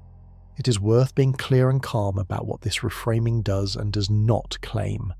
It does not say the Orion Arm is exactly the same as the very grandest arms of the galaxy. The Milky Way's largest arms, anchored to its central bar of stars, may still be more dominant features overall. The full hierarchy of the galaxy's arms is still being worked out, and our arm's precise rank within it remains under study. Where the science is unsettled, that is the honest thing to say. What the measurements settle firmly is narrower and still profound. Our home is not a minor spur, it is a substantial arm, comparable in length and behaviour to the major ones, not a thing beneath them. Feel the shift in perspective this brings. For generations, the story of our place in the galaxy was a story of smallness. First, Shapley moved us off the centre. Then we were placed not even on a real arm, but on a thin bridge between two. The narrative of our home kept shrinking. The resizing of the Orion Arm reverses that last step. It does not put us back at the centre, and it should not. But it tells us that the patch of galaxy we live in is grander than we believed. A full arm of the great spiral, not a forgotten connector. So we live in the local arm, the Orion Arm, a genuine limb of the Milky Way some 20,000 light-years long. That is the headline of this whole story, the correction that careful measurement forced on the textbooks. And now that we know the true scale of the arm as a whole, we can do something the old picture never invited. We can come home, zoom in close, and look at the sun's own immediate neighbourhood, the small and intricate region of space just around us, which holds wonders of its own. We have measured the whole arm, 20,000 light-years from end to end. Now let us do the opposite. Let us come all the way home, past the grand sweep of the spiral, down to the small patch of space immediately around the Sun, the region a few hundred light-years across that we might call the solar neighbourhood. It turns out this little corner is not plain at all. It has structure, history, and motion of its own, and understanding it completes the picture of where we live. Start with the nearest stars, the ones whose names you may know. The closest star system to the Sun is Alpha Centauri, a group of 3 stars about 4 light-years away. The faintest of the 3, Proxima Centauri, is the single nearest star to us, and it is known to host planets. A little farther out lies Barnard's star, and then Sirius, the brightest star in our night sky, about 8.5 light-years away. These are our immediate neighbours, and even they are staggeringly far. Light from Sirius, leaving tonight, would take 8.5 years to arrive. Spread your view to a few hundred light-years, and you take in most of the stars visible to the naked eye. Nearly every star you can see without a telescope, every point in every constellation, lies within this modest bubble around the Sun. The famous patterns of the night sky, Orion, the Big Dipper, Cassiopeia, are all drawn from stars in our local patch of the Orion Arm. The arm stretches 20,000 light-years, but the night sky you know is sketched from just the nearest sliver of it. This neighbourhood sits well within the Orion Arm, embedded in it, not near any edge. We're not at the rim of our arm looking out. We're inside its body, surrounded by its stars and its gas on all sides. And the gas, it turns out, is arranged around us in a way that took astronomers by surprise when they first traced it. The Sun does not sit in a uniform sea of interstellar material. It sits inside a great hollow, a cavity blown clear of dense gas, a structure we will explore next. But before we go there, sit for a moment with the sheer spacing of things. The Sun's nearest neighbour is 4 light-years off. To picture that gap, shrink the Sun to the size of a grain of sand. On that scale, the next grain of sand, Proxima Centauri, would be many kilometres away, with nothing but emptiness in between. The solar neighbourhood is mostly void. The stars are tiny specks separated by oceans of near-perfect emptiness. And this is the crowded part of the galaxy, the inside of an arm. The emptiness is something we will return to near the end, because it shapes what our place in the galaxy truly means. For now, hold the scene. A handful of nearby suns, 4 and 8 and 10 light-years off. A few hundred light-years of space holding all the stars of the familiar sky. All of it tucked deep inside the body of the Orion Arm, itself one limb of a spiral 100,000 light-years wide. This is the nested set of homes we live in, each one larger than the last. And the very innermost setting, the gas immediately surrounding the Sun, has a shape and a story that begins with a great hollow in space, a bubble we sit inside right now. The Sun sits inside a hole. Not a hole in the stars, but a hole in the gas, a vast cavity in the interstellar material of our arm where the gas is thin and hot rather than cool and dense. Astronomers call it the local bubble, and we have been travelling through its interior for a long time. It is one of the defining features of our immediate neighbourhood, and it shapes the space around us in ways that reach all the way down to the light we see and the particles that pass through our solar system. Picture the gas of the galaxy as a patchy fog, thick in some places, thin in others, with cold dense clouds where stars are born and warmer, sparser stretches in between. The local bubble is one of the sparsest stretches of all, a region perhaps 1,000 light-years across where the gas has been swept away, and what remains is extremely thin and extremely hot, heated to 1,000,000 degrees yet so diffuse it would feel like the best vacuum we can make on Earth. The Sun lies roughly inside this cavity, well within its hollow interior. The bubble was discovered through a kind of detective work. Astronomers noticed that in our region, the space around the Sun seemed unusually empty of the cool gas and dust found elsewhere. Starlight from nearby stars was not dimmed and reddened the way it should be if normal amounts of dust lay between us and them. The dust was missing. Something had cleared it out, and measurements of faint X-rays coming from all directions revealed the signature of that very hot, very thin gas filling the cavity, glowing softly in X-ray light because of its temperature. Mapping the bubble's shape took years of careful work, and the modern picture is detailed and strange. The local bubble is not a neat sphere. It is an irregular, elongated cavity with a pinched, uneven outline, its walls made of the swept-up gas piled at its edges.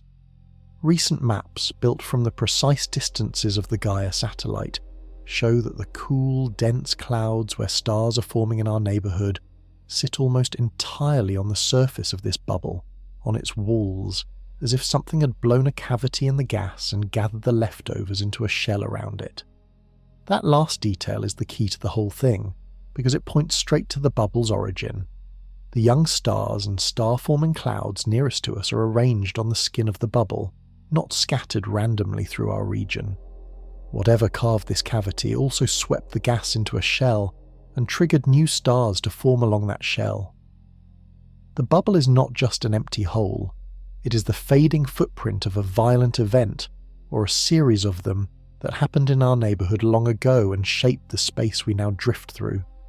So we live inside a hollow, a clearing in the galactic fog about 1,000 light-years wide, with the sun near its middle, and a shell of young stars and cool clouds around its edges. It is a quieter, emptier pocket than the denser parts of the arm, and we have been inside it for millions of years. The natural question is what made it? What had the power to sweep 1,000 light-years of gas into a thin, hot shell and clear out the space around us? The answer is written in the deaths of massive stars, and that is the story the next chapter tells. Something cleared out the local bubble, and the something was violent. To blow a cavity 1,000 light-years wide in the gas of the galaxy takes an enormous amount of energy, far more than any ordinary process supplies. The answer astronomers have settled on is the death of massive stars, the explosions called supernovae, going off one after another in our neighbourhood over millions of years. We live inside the hollow that their blasts swept clear. A supernova is the death of a star many times more massive than the Sun. Such stars burn hot and fast, exhaust their fuel in just a few million years, and then collapse and detonate in an explosion so bright it can briefly outshine an entire galaxy of ordinary stars. The blast hurls the star's outer layers outward at thousands of kilometers per second, driving a shockwave through the surrounding gas, sweeping it up and pushing it back. A single supernova can clear a sizable bubble. Several of them, going off in roughly the same region over time, can excavate a cavity as large as the local bubble. Massive stars tend to form together, in clusters and loose groups born from the same giant cloud. So they also tend to die together, within a few million years of one another, since they all burn through their lives at a similar swift pace. A group like this becomes a kind of slow-motion string of explosions, one massive star detonating, then another, each blast pushing on the gas the last one swept, the cavity growing with each death. This is widely thought to be how the local bubble was carved, by a series of supernovae from a cluster of massive stars over the last 10 to 15 million years. Recent work has even traced which stars may have been responsible. By following the present-day motions of nearby young stars backward in time, astronomers can reconstruct where they were millions of years ago. The reconstructions point to a group of stars that passed through our region and began exploding around 14 million years ago, with perhaps 15 or so supernovae going off over that span. The expanding shells from those blasts merged into the single great cavity we now inhabit, sweeping the gas outward into the shell where new stars are forming today. There is a striking implication tucked inside this. The same explosions that cleared our bubble also gathered the gas into a dense shell, and dense gas is exactly what collapses to form new stars. So the supernovae did not only destroy, they also sowed. The shell of the local bubble is now a nursery, dotted with the very star-forming regions whose distances the Parallax surveys measured. Death in one generation of stars seeded birth in the next. Along the walls of the cavity their dying carved. And we are passing through the middle of it all. The sun did not make this bubble. We are not part of the cluster whose deaths blew it open. We are a passerby, an older, calmer star that happens to be drifting through the hollow those explosions left behind, near the centre of it now, by chance of timing and motion. The bubble is a relic we are travelling through, the fading mark of an ancient violence that, long before there were humans to see it, reshaped the space around our home. The shell of young stars and gathered gas around the bubble is not the only large structure woven through our neighbourhood. There is another older pattern of bright young stars arranged in a great ring around us, tilted against the plane of the galaxy, and it has puzzled astronomers for a long time. It is called the Gould Belt. If you could see the brightest, youngest stars near the Sun marked out in space, you would notice they are not scattered at random. Many of them lie along a great circle, a ring of brilliant young stars and star-forming regions encircling the Sun, and that ring is tilted. It does not lie flat in the plane of the galaxy. It tips at an angle of about 20 degrees to the galactic plane, like a hoop set slightly askew around us. This tilted ring is called the Gould Belt, and it has intrigued astronomers since the 1800s. It is named for Benjamin Gould, an American astronomer who described it clearly in the 1870s, noting that the bright stars around us seemed to follow a band inclined to the Milky Way. The same pattern had been glimpsed even earlier by John Herschel, son of the great star counter William Herschel. The belt is a real arrangement of nearby young stars, stretching across perhaps 2,000 to 3,000 light-years, and it includes many of the most striking stellar groups in our sky. Some of the bright stars of Orion belong to it, as do young stars in Scorpius and other constellations. The Gould Belt is made of the young and the massive. Its members are hot, luminous, blue-white stars, the kind that live fast and die young, only a few tens of millions of years old. Their youth is a clue. It means the belt is a relatively recent structure, a burst of star formation that happened across our region in the fairly recent past, astronomically speaking. The stars have not had time to drift apart and blend into the general background, so they still trace the ring where they were born. For a long time, the belt was a genuine puzzle. Why should the bright young stars near us lie along a tilted ring rather than spread evenly through the disk? What tipped the ring out of the galactic plane? Various explanations were offered over the years, from a collision with a cloud of gas falling onto the disk, to the explosive clearing of the local bubble pushing gas into a tilted shell, to something stranger. The belt's origin remained genuinely uncertain, one of those honest open questions in the study of our neighbourhood. More recently, the precise stellar distances from the Gaia satellite have reshaped the picture, and part of the puzzle has dissolved into something larger. With accurate three-dimensional positions for these young stars and their birth clouds, astronomers found that the gas near us is not really arranged as a simple tilted ring at all. The structure that the Gould Belt hinted at appears to be part of a longer, more complicated pattern of gas, a vast wave-like chain of star-forming clouds threading through our region. The tilted ring was a partial foreground view of something grander, glimpsed before we had the distances to see its full form. That grander structure is one of the most remarkable discoveries about our neighbourhood in recent years, and it was only found when the distances became precise enough to reveal it. The young stars and clouds that make up the nearby star-forming regions, including those once gathered under the name Gould Belt, turn out to lie along an enormous undulating wave of gas, rising and falling through the plane of the galaxy across thousands of light-years. It was discovered in the year 2020, and it is called the Radcliffe Wave. In the year 2020, astronomers announced a structure in our neighbourhood that no one had ever seen before, even though it had been right beside us all along. Using the precise distances measured by the Gaia satellite, a team mapped the nearby star-forming clouds in 3 dimensions and found that they were not scattered about.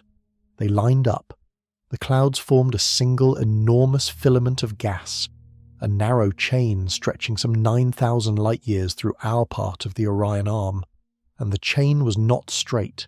It rose and fell in a great wave, undulating above and below the plane of the galaxy. They named it the Radcliffe Wave.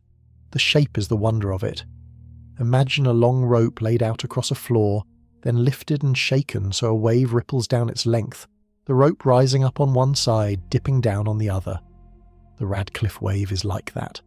A vast, coherent ripple of gas, the largest such structure known in our galactic neighbourhood.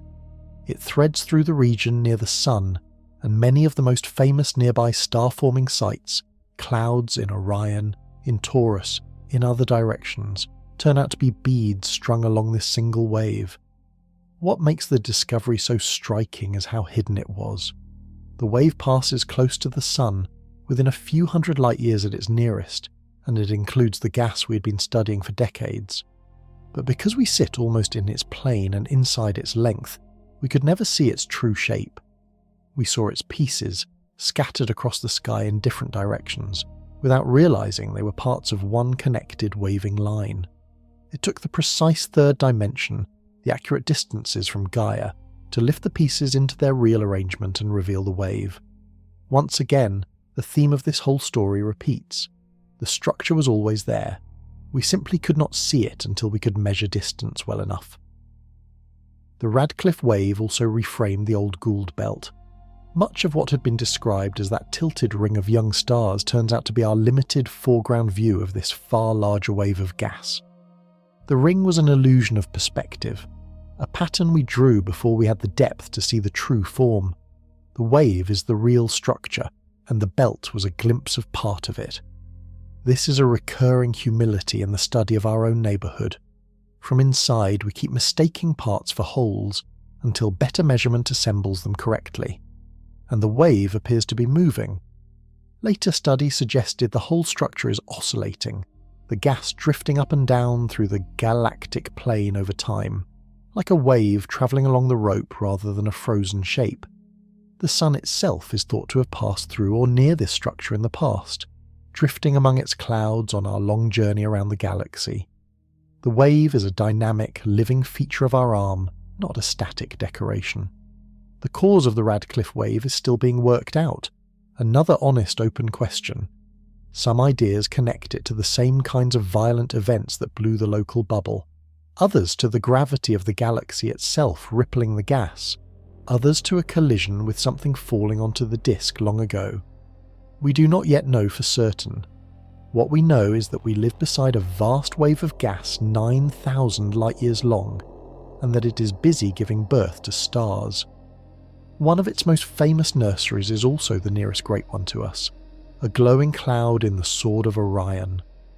Look below the 3 stars of Orion's belt on a dark night, and you may notice a faint smudge of light hanging there in the line of fainter stars that form the hunter's sword.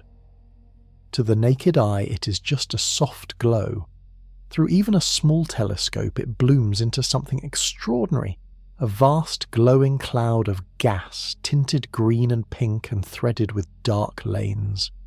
This is the Orion Nebula, the nearest great stellar nursery to the Sun, and it lives right here, in our own arm, about 1,300 light-years away.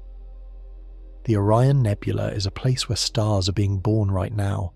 It is a huge cloud of gas and dust, mostly hydrogen, in the act of collapsing under its own gravity into new suns.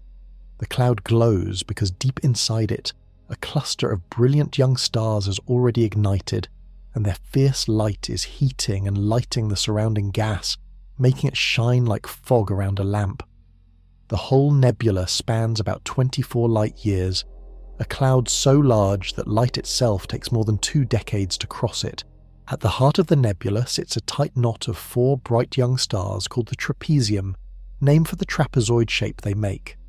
These stars are only a few 100,000 to a couple of million years old, infants by stellar standards, and they are massive and hot, pouring out the ultraviolet light that makes the nebula glow. Around them, telescopes have found hundreds more young stars in the process of forming, many still wrapped in flattened disks of gas and dust.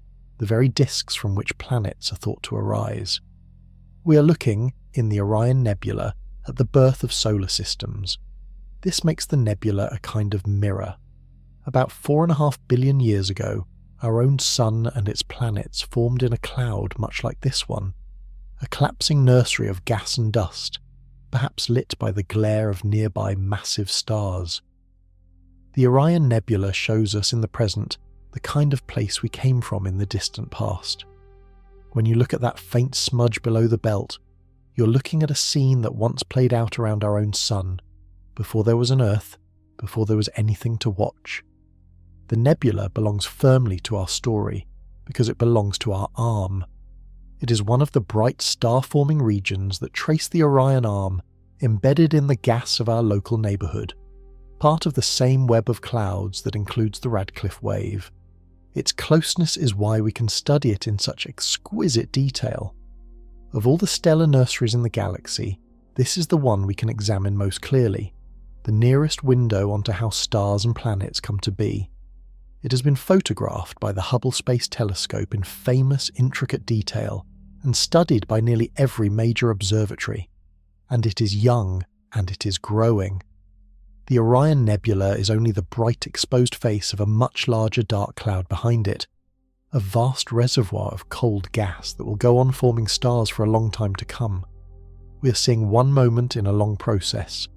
The hunter's sword holds not a star but a furnace of creation, a place where the next generation of suns is taking shape, 1,300 light-years away in our own arm. Farther along the arm in another direction lies an even richer stretch of this creative country, marked by the swan flying down the summer Milky Way. Turn your attention to the summer sky of the northern hemisphere and find the constellation Cygnus, the swan, flying down the bright band of the Milky Way. Its brightest star, Deneb, marks the swan's tail and sits at the top of a large pattern called the Summer Triangle. When you look towards Cygnus, you're looking along the Orion Arm in the direction opposite to Orion, down the other length of our home, and this stretch of the arm is one of the richest star-forming regions in the entire nearby galaxy. The region is known as Cygnus X, and it is enormous. It is one of the most active and massive star-forming complexes within a few thousand light-years of the Sun, a vast assembly of glowing gas clouds, dark dust lanes, and clusters of young, massive stars, all packed into the direction of the swan. Where the Orion Nebula is a single great nursery, Cygnus X is a whole country of them, a sprawling region where star formation is happening on a grand scale, far more than in our immediate corner. Among its features is a glowing cloud with a shape that gives it a memorable name, the North America Nebula. It is a large patch of glowing hydrogen gas whose outline, by pure chance, resembles the continent of North America, complete with a dark lane standing in for the Gulf of Mexico. It lies near Deneb in the sky, and it is lit, astronomers believe, by hot, massive stars nearby. The resemblance to a map is a coincidence of glowing gas and intervening dust, but it makes the nebula one of the more charming sights in the summer sky. The Cygnus direction matters for our story because of what it tells us about the arm we live in. Looking toward Orion, we see one set of nearby nurseries. Looking towards Cygnus, in nearly the opposite direction, we see another, even richer set. These are the two signposts that gave our arm one of its names, the Orion Cygnus Arm, the bright star-forming regions at either hand as we look up and down our home. Between them runs the body of the arm, with the sun somewhere along it. Cygnus also holds one of the most famous objects in the history of astronomy, the first place widely accepted as a black hole. It is called Cygnus X1, a source of intense X-rays where a massive star is being slowly devoured by an unseen, extremely compact companion. The companion is too small and too dark to be an ordinary star, yet massive enough that it can only be a black hole, drawing gas from its partner into a superheated X-ray bright disk as the gas spirals in. Cygnus X1 was the subject of a famous friendly bet between physicists, and it helped convince the scientific world that black holes are real. It too lies in our arm, a few thousand light years away. So the swan flying down the summer Milky Way marks a stretch of our home that is busy and luminous and strange, full of young stars being born and at least one dark engine quietly feeding. It reminds us that the Orion Arm, far from being a quiet little spur, is a substantial limb of the galaxy, with vigorous star-forming country along its length. And yet, for all this distant activity, the space immediately around the Sun is calm and nearly empty. We're drifting right now, through one small wisp of gas, and it is worth knowing what it is. We have travelled out to the grand scale of the Arm and back to the violent nurseries of Orion and Cygnus. Now come all the way in, closer than the bubble, closer than the nearest stars, to the gas the Sun is touching right now. Because even inside the great hollow of the local bubble, the space around the Sun is not perfectly empty. We are currently drifting through a small, thin cloud of gas, and astronomers have given it a wonderfully plain name. They call it the local fluff, or more formally, the local interstellar cloud. The local fluff is a wisp. It is a small cloud of gas, about 30 light-years across, slightly denser than the very thin hot gas that fills most of the local bubble, though still emptier than almost anything we could call a cloud on Earth. The Sun entered it sometime in the last several thousand to 100,000 years, and we are passing through it now, moving at a gentle pace relative to the cloud. In time, on the scale of thousands of years, the Sun will drift out the other side and into whatever lies beyond. This little cloud is not just scenery. It actually touches our solar system. The Sun pours out a constant wind of charged particles, the solar wind, which blows outward in all directions and carves a vast bubble of its own around the planets, called the heliosphere. The heliosphere is the Sun's own domain, the region where the solar wind holds back the surrounding interstellar gas. The edge of it, where the solar wind finally gives way to the gas of the local fluff, marks the true boundary of our solar system, far beyond the orbit of the most distant planet. We have actually crossed that boundary with machines. The two Voyager spacecraft, launched in 1977, travelled outward for decades, past all the planets, and eventually reached the edge of the heliosphere. Voyager 1 crossed into interstellar space in 2012, and Voyager 2 followed in 2018. Out there, beyond the heliosphere, their instruments are now sampling the gas of the local fluff directly, the first human-made objects ever to taste the interstellar medium of our own neighbourhood. They are reporting back, faintly, from inside the very cloud we're drifting through. The properties of the local fluff shape our local environment in subtle ways. The density of the surrounding gas helps determine how large the heliosphere is, how far the Sun's protective bubble extends. As the Sun drifts from one cloud to another over long stretches of time, that protective bubble grows and shrinks, and the amount of interstellar material and cosmic rays reaching the planets changes with it. Over millions of years, as we pass through denser or thinner gas, the conditions at the edge of our solar system slowly shift. Right now, in the gentle wisp of the local fluff, the heliosphere is broad and the neighbourhood is calm. There is something fitting about ending the close-in tour here, with the actual gas brushing against our solar system. We began with the whole arm, 20,000 light-years long, and we have arrived at a single thin cloud, 30 light-years across, that the Sun happens to be inside tonight. This is the smallest of our nested homes, the immediate medium we are sailing through, and that word sailing points to the next idea, because the Sun is not still. It is moving, always, on a long, slow journey around the galaxy, and that journey has a scale all its own. Nothing in the galaxy stands still. The Sun, carrying the Earth and all the planets with it, is sweeping around the centre of the Milky Way in a great orbit, just as the Earth sweeps around the Sun. We do not feel it, any more than we feel the Earth's motion through space, but we are moving fast, and the journey is almost unimaginably long. The time it takes the Sun to complete one full orbit of the galaxy is called a galactic year, and a single galactic year is about 230 million years. Let the speed come first because it is startling. The Sun is moving around the galactic centre at roughly 230 kilometers every second. In the time it takes you to say the word second, the Sun has carried you 230 kilometers along its orbit. That is faster than any rocket we have ever built, sustained without pause, forever. And yet, against the colossal size of the galaxy, even this tremendous speed crawls. The orbit is so vast that, at 230 kilometers per second, a single lap takes more than 200 million years. Sit with the length of a galactic year. The last time the Sun was at this same point in its orbit around the galaxy, the Earth was a different world. 230 million years ago, the dinosaurs were just rising to prominence, the continents were joined in different shapes, and not a single creature resembling a human existed or would for ages. The Sun has completed only about 20 laps of the galaxy in its entire 4.5 billion year life. The whole of recorded human history, every empire and every memory, occupies a few thousandths of one of those laps, a tiny arc of a single galactic year. As the Sun travels this great circle, it does not move smoothly through a fixed landscape.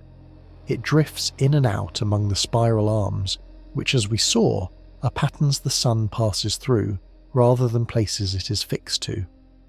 Over its long orbit, the Sun crosses from arm to interarm region and back, spending time inside denser, more active stretches, and time in quieter gaps.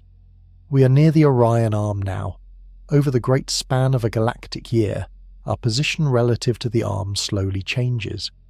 The Sun also bobs gently up and down as it orbits, rising a little above the central plane of the disk, then sinking back through it, then rising on the other side like a horse on a carousel that also moves up and down as it goes around. This gentle vertical bobbing happens many times within a single trip around the galaxy. Combined with the great circular motion, it traces a long, softly waving path through the disk, the true trajectory of our home through the Milky Way. All of this motion is the backdrop to everything we have discussed. The arm we measured, the bubble we sit in, the wave of gas beside us, the little cloud we're drifting through. All of it is in motion, and we are moving through and among it on this immense, slow orbit. The structures are not fixed, and we are not fixed. The galaxy is a vast, turning, living thing, and we're sweeping through it at 230 kilometers a second on a journey that takes longer than the age of the dinosaurs to complete just once. Knowing the arm's true size and our speed within it lets us ask a very human question. How long would it take to cross the place we live? We now know the Orion Arm is about 20,000 light-years long. That is a clean fact, but it is also an abstraction, and the human mind reaches for something it can hold. So let us do the patient work of translating that size into travel time, into the language of journeys, knowing all the while that the honest answer is that the arm is, for any practical purpose, simply uncrossable. Begin with the fastest thing there is, light itself, moving at 300,000 kilometers every second. Light crosses from the Earth to the Moon in a little over 1 second. It crosses from the Sun to the Earth in about 8 minutes. It reaches the nearest star beyond the Sun in just over 4 years, and to travel the full length of the Orion Arm, this same light, never slowing, never resting, needs 20,000 years. Light is the universe's speed limit, and even light takes 200 centuries to run the length of our home. Now bring it down to something we have actually built. The fastest spacecraft ever launched, the Parker Solar Probe, reaches speeds near 700,000 kilometers per hour as it whips past the Sun. That is staggeringly fast by human standards, far beyond any rocket that came before. Yet at that speed, crossing a single light year would take well over 1,000 years. To cross the whole 20,000 light-year length of the Orion Arm at the speed of our fastest machine would take tens of millions of years, far longer than our species has existed, far longer than most species last. Try a more familiar speed still. A passenger jet cruises at about 900 kilometers per hour. At that pace, flying without stopping, It would take a jet roughly 4.5 million years just to reach the nearest star 4 light-years away. To cross the entire Orion Arm at jet speed would take longer than the age of the Earth itself many times over. The numbers stop meaning anything. They simply pile up into a single message, which is that the place we live is beyond all crossing, beyond all reaching, by anything we know how to make. And remember, this is only our arm, one limb of the galaxy.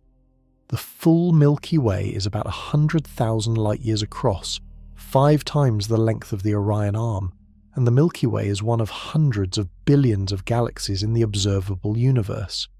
The arm that takes light 20,000 years to cross is itself a small feature in a structure vastly larger, which is itself a speck in something larger still.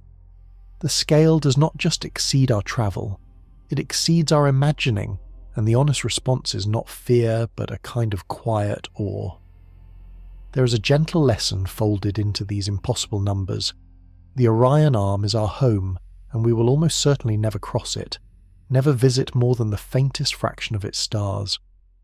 But that does not make it less ours. We have measured it. From one fixed seat, deep inside the dust, with a telescope as wide as a continent and a patience spanning decades, we have mapped a structure 20,000 light-years long that no one will ever traverse. We cannot cross our home, but we have come to know its true size, and that knowing is its own kind of journey, one we have actually completed. That vastness has a companion truth, just as humbling and just as quiet. The arm is not only enormous, it is also, between its stars, almost entirely empty. For all the stars in the Orion Arm, the most striking thing about it up close is how empty it is. We picture the galaxy as crowded with suns, a glittering throng, and from a distance the arm does shine with countless stars. But step inside to the true spacing of things, and the picture inverts. The Orion Arm, like the whole galaxy, is overwhelmingly empty space, with the stars set impossibly far apart, tiny islands separated by oceans of nearly perfect nothing. Return to the spacing we touched on earlier and let it land fully. The Sun's nearest neighbour is just over 4 light-years away. To shrink that to something graspable, imagine the Sun as a single grain of sand. On that scale, the nearest other grain of sand would lie about 6 kilometres away, with nothing in between but empty space. That is the density of stars in our neighbourhood. Grains of sand kilometres apart, in the dark, and our neighbourhood is inside an arm, one of the more crowded parts of the galaxy. The gaps between the arms are emptier still. This emptiness is not a flaw or an accident. It is simply the nature of a galaxy, and it has real consequences for us. Because the stars are so far apart, they almost never collide. Stars passing through the arms slide by one another across light-years of space, never touching, like ships passing on an ocean so wide they never come within sight. Even when galaxies themselves collide, as they sometimes do, the individual stars within them mostly pass right through the gaps. So vast is the spacing between them. The crowd is an illusion of distance. Up close, every star stands alone. That solitude has likely been kind to us. The Sun's quiet outer suburb location, far from the crowded galactic centre, in a calm stretch of a spiral arm, means we have been spared the worst of the galaxy's violence. Near the centre, stars are packed far more tightly, radiation is fierce, and supernovae and other disruptions are more common. Out here, in the spacious calm of the Orion Arm, the Sun has circled the galaxy for 4.5 billion years in relative peace, long enough and steadily enough for life to take hold on at least one of its planets and slowly become something that could look up and measure the arm. There is a loneliness in this, and also a comfort. The emptiness means that if there are other minds out there in the galaxy, they're almost unimaginably far away, separated from us by the same vast gaps that separate the stars. We have found no sign of them yet. We may be effectively alone in our corner of the arm, not because the galaxy is hostile, but because it is so spacious that even a galaxy full of life would feel empty from the inside. The distances themselves are the great silence, and yet, The same emptiness that isolates us is the emptiness that let us be. The calm spacing, the quiet neighbourhood, the long undisturbed orbit, all of it gave the Earth the steady billions of years it needed. We are alone, in a sense, by the very design of the place that made us. The Orion Arm is enormous and it is empty, and both of those facts, the vastness and the solitude, are part of why there is anyone here at all to notice. That brings us back, gently, to the strange word in our title and what it really means. We began with a title that carried a small threat in it. The true scale of the Orion Arm, it said, is worse than you think. Now that we have walked the whole length of the story, it is worth turning that word over honestly, because worse is not quite the right word, and the gap between what it suggests and what is true is itself the point. The scale of our home is not worse in any way that should frighten you. It is vaster than you think, and vastness, looked at calmly, is something other than fear. The old picture made our home small. We were on a minor spur, a little bridge between grander arms, an afterthought in the galaxy's design. There was a quiet diminishment in that, a sense of living somewhere unimportant. The new measurements overturned it. Our home is a full arm, some 20,000 light-years long, winding around the galaxy like the major arms, throwing off branches of its own, threaded with great waves of gas and rich nurseries of newborn stars. The correction made our home bigger, not more dangerous. The worse of the title resolves, on inspection, into larger, and larger is not a threat. So why does vastness feel unsettling at first? Because it humbles us. To learn that the arm we live in would take like 20,000 years to cross, that it is one limb of a galaxy 100,000 light-years wide, that this galaxy is one of hundreds of billions, is to be reminded of how small we are against the scale of things. That reminder can land as fear if you let it, but it can land instead as wonder. And wonder is the truer response because the same vastness that dwarfs us is the vastness we manage to measure from one seat with patience and cleverness without ever leaving home. Hold both truths together because they belong together. We are very small and we have understood something very large. We cannot cross our arm and we have mapped it. We sit inside the dust unable to step outside the galaxy, and we have traced the true shape of our corner of it to a precision that would have stunned Herschel and Shapley and even BeSSeL, who first measured the distance to a single star. The vastness does not defeat us. It is the thing our small, curious species reached out and took the measure of. That is not a cause for dread. It is a cause for a kind of quiet pride. There is even comfort in the bigness. A larger arm is a richer home, full of more to discover, more nurseries, more structure, more story. The emptiness between the stars, vast as it is the calm that let us come to be. The long quiet orbit, the spacious neighbourhood, the gentle wisp of gas we drift through, all of it is the setting of a home that has held life steady for billions of years. The scale that humbles us is the same scale that shelters us. So the title's worse was a small hook, the kind that draws a listener in late at night. The honest word, the one the measurements support, is vaster. Our home is vaster than we thought, grander than the textbooks drew, and the right feeling to carry away from that is not fear, but the slow, settling awe that comes from knowing your place a little more truly than you did before, and knowing it, we can return, at the end, to where we began, to the simple band of light overhead. Go back outside on that clear, dark, moonless night and look up once more. The faint river of light is still there, spilling across the sky the way it has for all of human history. The same band that people have watched and wondered at for thousands of years. Nothing about it has changed. But you have changed, a little, in the watching, because you now know what you're looking at, and the knowing quietly transforms the sight. That band is the Orion Arm, seen from the inside, edge-on, the way we are condemned and privileged to see it.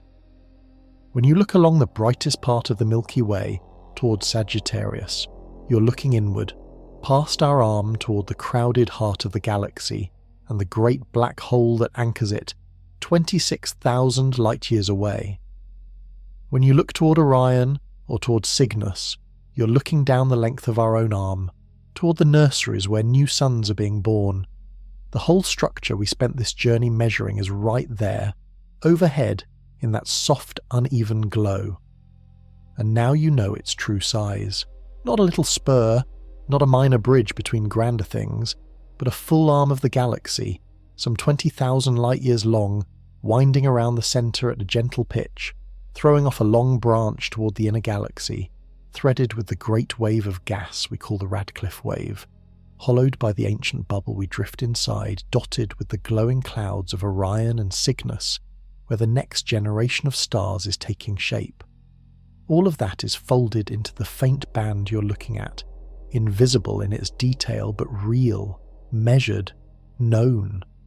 Think of how that knowledge was won, not by leaving, because we cannot leave. We measured our home from inside the trap, from one moving seat deep in the dust, by listening to the radio whisper of hydrogen, by catching the sharp light of mesas, by linking telescopes across a continent to fake a single eye as wide as a country, by patiently tracking the tiny annual wobble of bright beacons for more than a decade. Herschel counted stars by hand in the cold. Shapley mapped the ancient clusters. BeSSeL measured the first stellar distance. João and the team, standing on all of it, traced our arm and found it grand. The band of light overhead is the same. Our understanding of it is utterly new. So the central wonder of this whole journey is a simple one, and it settles quietly.